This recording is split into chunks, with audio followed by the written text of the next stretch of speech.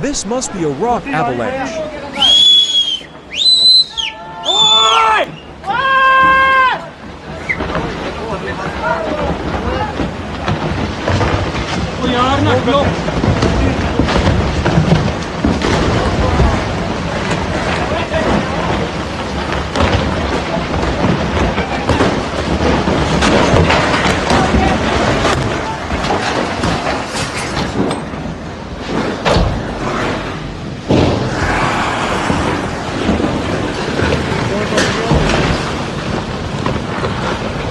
कमरे च भी आए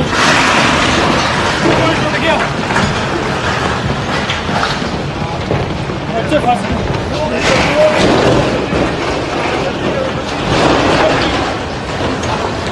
घंटे मर गए यार कितने गिरी बंदा गड्डी